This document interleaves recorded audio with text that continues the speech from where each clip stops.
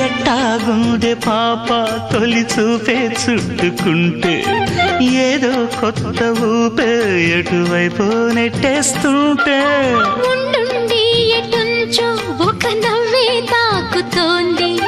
మొత్తంగా ప్రపంచం మహగమ్మత్తుగా ఉంది ప్రేమంటే ఇంతేనేమో బాగుందే ఏమైనా నాకు కూడా కొత్తేనయ్యో ఏం చేద్దాం ఈ పైన కాస్తైనా